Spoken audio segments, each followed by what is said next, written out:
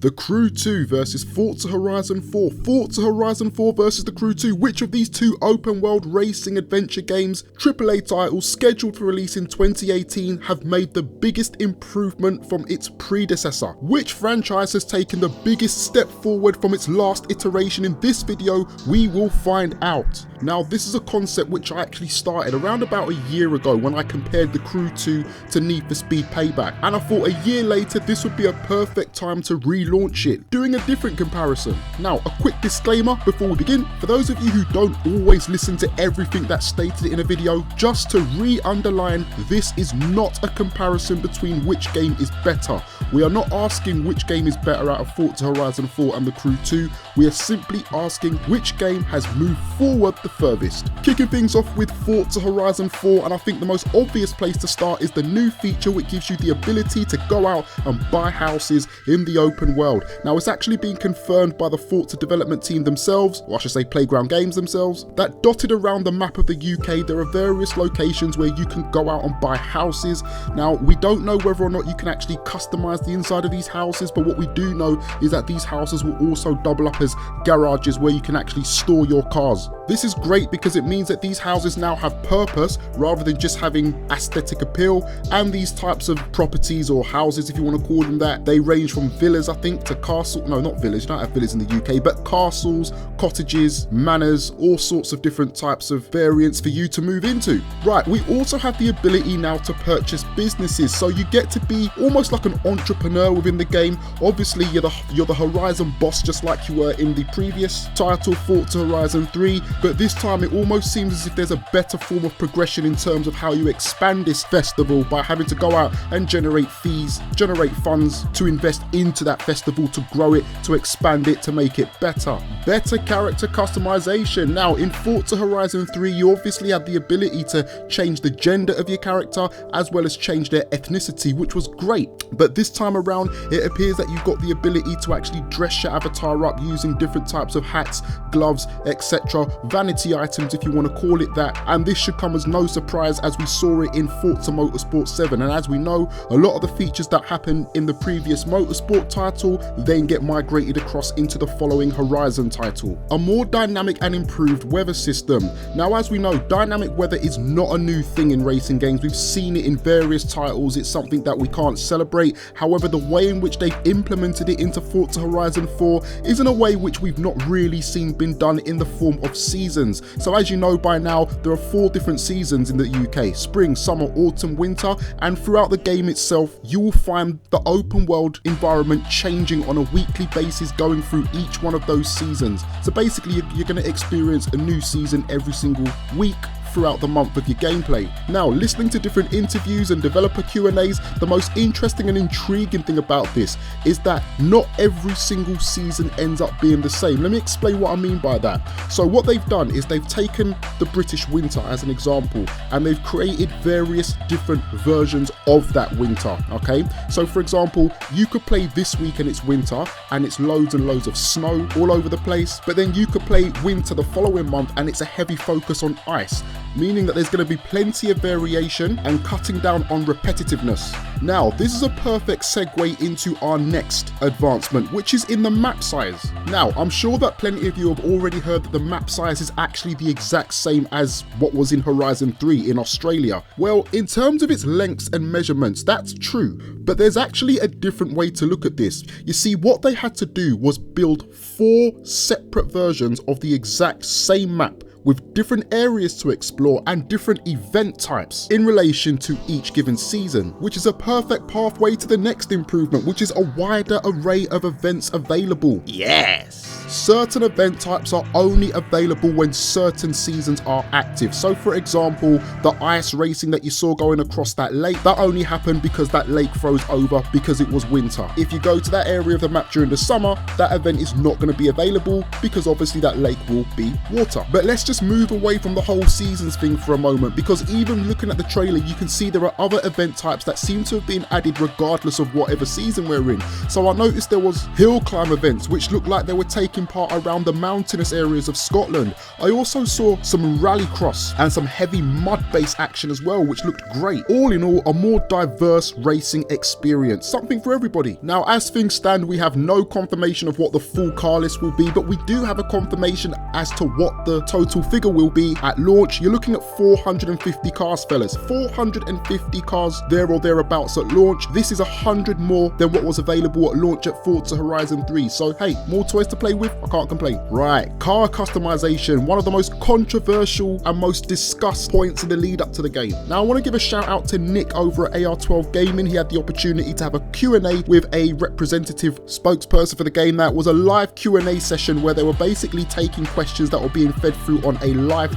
stream chat system. I'm going to read out the response when they were asked about customization. In Forza Horizon 4, we've added a lot of new parts, including some new wide body kit options for players, as well as drift suspension. Now, as someone who started playing from Forza Horizon 2, I'm pretty certain they haven't gone Need for Speed levels where you've got like 10 different front bumpers, 10 different spoilers, 10 different types of headlights and rear lights. Not to be a killjoy, but I just don't see that ever happening in Forza anytime soon. But we can be pleased with the fact that they are implementing more wide body kits. They made their introduction in Forza Horizon 3 and everybody loved them. You know, the Sylvia looked sick with that wide body, as did the old school Fair Lady.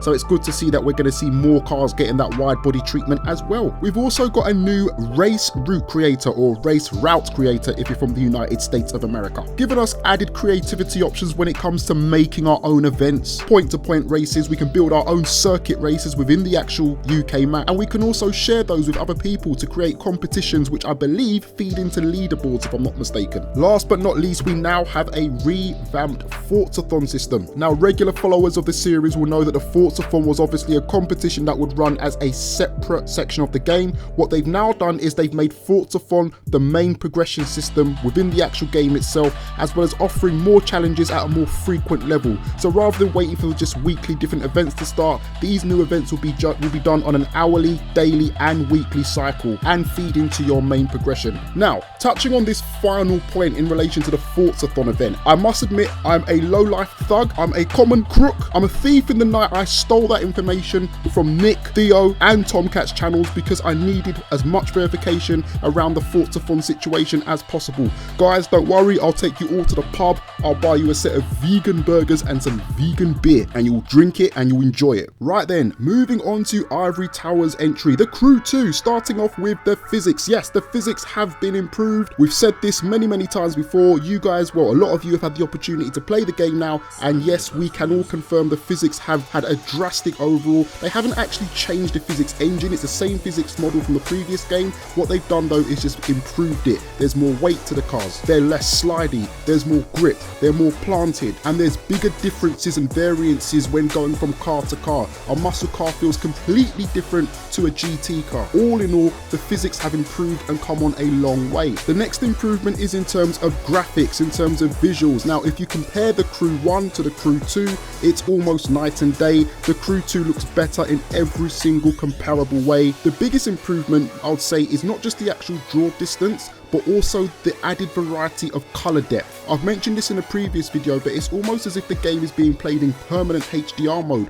with a more vibrant color scheme. It's almost as if they've got more shades of different colors. So for example, rather than having 6 different shades of blue, they've now got 50 shades of blue. There's a rude joke in there somewhere, I know, don't worry, I'm not gonna go there. I'm also fully aware that there's a video out there which is actually comparing the Crew 1 to the Crew 2, trying to imply that they've taken a step back in graphics. Let me just take a moment out to explain something to a lot of you guys who watch these videos. It's very easy as a content creator or a YouTuber to actually manipulate facts. It's not hard at all. After doing a little bit of digging, not just myself, but loads of other people who spotted it as well, a lot of those videos, what those guys have done is they've actually recorded on PC where you've got the ability to obviously change the graphical settings. It's not hard to record gameplay in the Crew 1 at full maximum ultra settings on a GTX 1080, and then record the Crew 2 gameplay scaled down at 720p on blurry settings, and then put out a video and then fool a lot of people who actually are none the wiser that the game has taken a step back. Just bear that in mind when you watch those videos, yeah?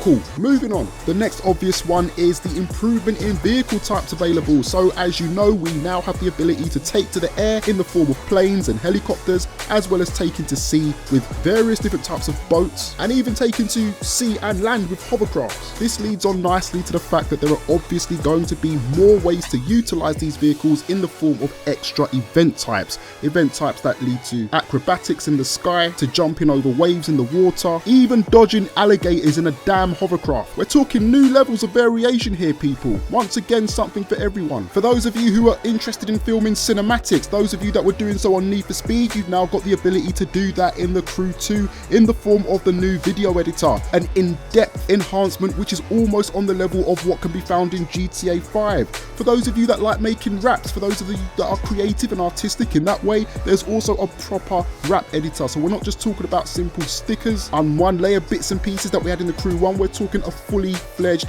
rap editor. Knock yourself out. In the Crew 2, we also have individual playable characters. Those of you that played the Crew 1 remember that it was a very story-driven based game, with the main protagonist being a fellow called Alex. This time around, you are the main protagonist. You get to pick your avatar, you get to dress them up from their skin color to their gender to the clothing that they wear. You also have the ability to buy houses and apartments in the actual game itself. Now, there isn't a way in which you can actually change individual components of that apartment, but what will happen is as your level starts to progress, as you start to move up the rankings, then what will happen is your house or apartment will start to upgrade itself in terms of its look, layout and feel in accordance with your in-game level. Right, the next point is engine sounds. This one's quite controversial. Now, I'm fully aware, as I actually put out videos comparing the engine sounds, that there are some engine sounds that are totally way off, and it almost seems as if there are some engine sounds that sound almost exactly alike, but by and large there has been an improvement in the audio quality. There seems to be a greater degree of differences from engine note to engine note when going from car and car by and large. So although this is an area that still needs quite a substantial amount of improvement,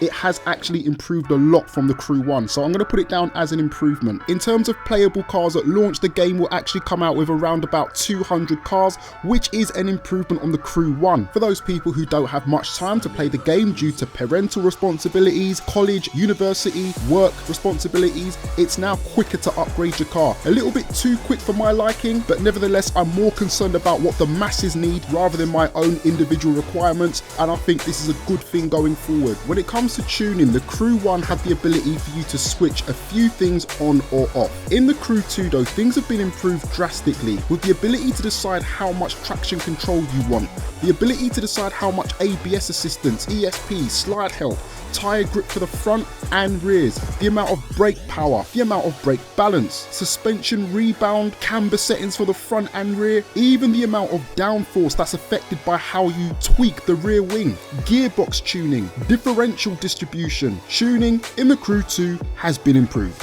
Next improvement I want to discuss is in relation to the map. Now, yes, it is the same location, the United States of America. No, it is not the same map. The map has been completely redesigned from the ground up, including new buildings, new landmarks, additional roads, less walls, more vertical height, more places to explore, more assets, and a few new cities and states added as well. Now, the final improvement for me is a big one, with the announcement that all DLC for the Crew 2 will be free.